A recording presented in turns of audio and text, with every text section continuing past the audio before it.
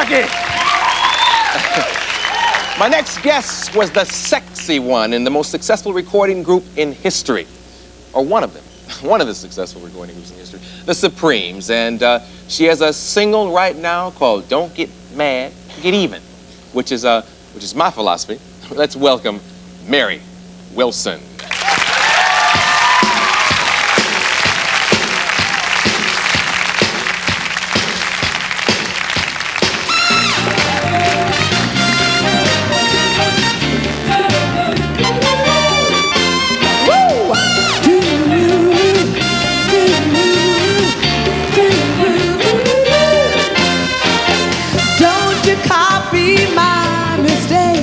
When every word he said was a fake, I got hurt, I was a fool. I never dreamed he could be so cruel. Now he walked all over my pride, laughing while I cried inside. Now he's done the same thing to you, so take my advice and follow it through. Don't get mad, get even.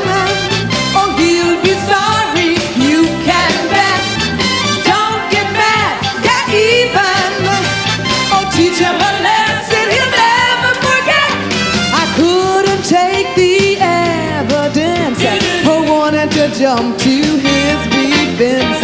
I felt so deeply for the boy, but he just used me like a toy. Now I want the upper hand to make him truly understand. His smile just leaves a bitter taste. So much time just went to waste. Don't get mad, get even. Oh, he'll be sorry.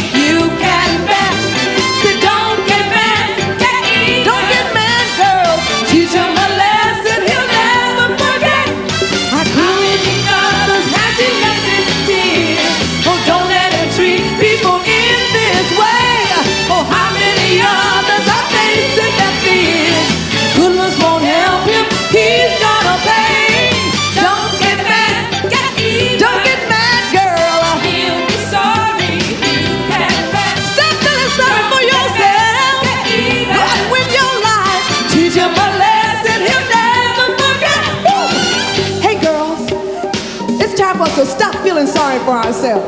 We got to go out there and lift our hands up high and just love again. You know what I mean? Oh. It's time to teach him a lesson. Hey, hey, hey. Down for a while, now God bless this child. Hey, hey, hey. Hey, hey, hey. Hey, hey, hey. Oh. Don't get mad, get even. Oh, he'll be sorry, you can bet. Say, don't get mad, get even. Oh, teach him a lesson he'll never forget. No, no, girl. Get mad, get even. No, no, no, girl. He'll be sorry, you can bet. Say, don't get mad, get even. Oh, teach him a lesson he'll never forget. Get even. Woo!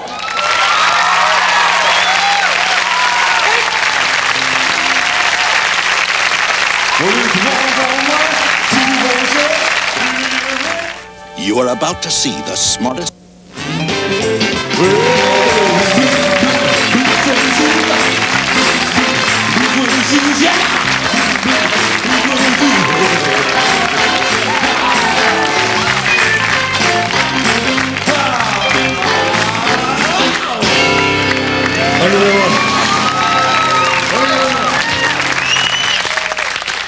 Yes, let's see that album. This is actually, oh, can I show it over here? Okay, it's the camera 4, but I like camera too. This is actually not an album. This is a 12-inch single. It's a 12-inch, yes. And you know, when we started out years ago, this large was always like the album cover. Now the 12-inch, and then the album comes after. Yes, yeah. And this is the 12-inch single, Don't Get Mad, Get Even. And let's look at the comparison of the pictures. Look at that. Oh, you didn't do that. Speaking of years ago, look at that. You were the sexy one. She was the sexy one then, and she's still fine. Yes. Yes. She's still the sexy one. Let's. My intro was a lot different than the ones Ed Sullivan used to give. Yeah, right. Well, which one are you speaking of? Because the guy had a lot for us. One time he said, and here they are, 3 little colored girls from Detroit, Michigan. That was one. And then another time he says, and here they are, the girls. You know. Did he have a bad memory? No, I think that he was really a funny guy, and I'm not sure he was aware that he was funny. You know, so I don't know. His memory was quite good, but it was live TV. Oh, okay. So you couldn't do that over and say, send the colored girls back. Let's do it again. Let's, you know. Yeah, it's right there, right. That's great. Tell me about the time you first met the Beatles, because I know they were part of the Ed Sullivan era. Well, we met them the first time, and they were playing at Shea Stadium in New York City. And they couldn't get the Beatles to come to the Ed Sullivan show because of all the girls, obviously. And we were escorted over to their hotel suites, and they were all sitting up there, sort of not really aware that we were there. We came in with mink coats on, little hats, and little gloves, you know, and we were just really square. And they weren't aware that you were there? Well, they were aware. They knew we were coming, but they thought we were going to be hip. 3 black hip girls coming, you know. And obviously we were a bit too square for them. And they said, could you please hurry up and get them out, you know, because we're kind of busy. And we told our PR guy, could you please hurry up and get us out of here? We just did not mesh the first time. Oh, so they were looking for some girls to come in and like, yeah, Ringo, come on, And we did, and we were really quite square. What do the Beatles do when they sit around? I mean, were they just chilling? Or were they watching Nickelodeon or something? I don't like to spread gossip. No, I don't like to spread gossip, but I did write about it in my book, Dream Girl. My You Life know as a I read the Spring. book, and you know what I'm looking for. And so, well, they were actually smoking a little, you know. Wacky tobacco. Yeah. Cigarettes without a name. Yeah, so the room was real smoky and smelly, you know. We said, could we please hurry up and get out of here? Quite funny. Oh, wow, that's deep. That's deep. Gosh, I read your book, and I can imagine that a lot of people found it hard to believe some of the things that were said in the book, like about Diana Ross and different. Well, yeah, because first of all of the PR that has been written about us was always arranged, obviously. And when I decided to write the book, I had to think if I really wanted to write the entire story, because obviously it would hurt a few people, even myself. I was not an angel being the sexy one, right? And and so I did tell a couple of stories about Diane, yes, where she was her sort of, not selfish, but she was very aggressive. And it wasn't fun having to write those things, but they did happen. So I did have to write about them. But I want to tell you a story that happened to us when we were in Holland once. And we were, our guest, this was our first trip abroad. And we in this room, we had ordered this fabulous meal. Sitting up there, and the waiter came, and he brought the food there. He prepared Florence's food. She ordered a steak tartare. That's when you don't cook the steak, right? Well, just a second. Oh, okay, I'm sorry. Okay, so Diane and I, we ordered just plain steak. And here comes a guy preparing Florence's food, and he put the onions in and the pepper and put it right in front of her, and she says, well, he says, Madame, this is your steak tartare. And she says, well, honey, you better take that back and cook it. Because she had no idea that it was wrong. Yeah. I mean, we were so young, we just didn't know what was happening in the world. So I wrote a lot of stories like that, what happened behind the scenes. Did Diana Ross eat steak tartare that night? No. No, we had our steaks well done, believe me. Really? As a matter of fact, I think my research staff said something about she sent out for pizza or something. Yeah, right. About 2 in the morning. But all the pizza places were closed. Oh, so she didn't get a pizza that night? No, not that night. Fell asleep without eating. Yeah, right. Well, the guy did get the pizza, but she was asleep when it came. Oh. Right. Actually, when you look at Diana Ross, she looks like she sleeps through a lot of meals, you know. Oh yeah, it's my fault the girl ain't had nothing to eat. Okay, yeah. You know? But you know, I'm actually doing a lot of things now, and I wanted people to be aware of that, because a lot of people think I'm at home sewing all the little beads on our old Supreme gowns. And well, this is not old. This is a Tony Chase right here. But Tony Chase, I know. Yeah, Tony, right. Yeah, Tony Chase is a bad boy. Right. Tony Chase does stuff for you and Patti LaBelle and well, Tony he's can fabulous. do it. But what I brought it up because I'm doing a lot of work now here in the States. In fact, I'm working with Joan Rivers in Lake Tahoe August the 31st. That should be hot. Let's all get a bus and go. Right? So I'll be there. I'll be there the 31st through September 6th, and this is my own show that I'm taking there with me.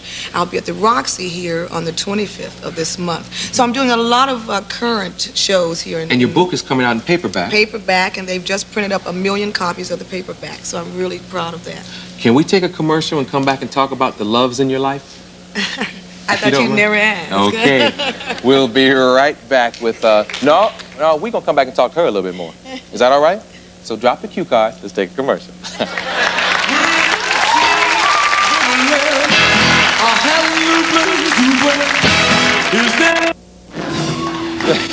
Anyway, so I thank...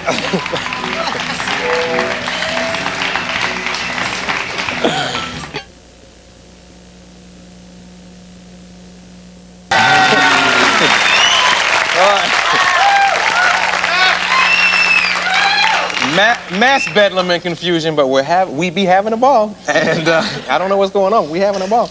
So then I haven't been the same since Whitney Houston and I broke up. Anyway, let's talk about your love life. Now or?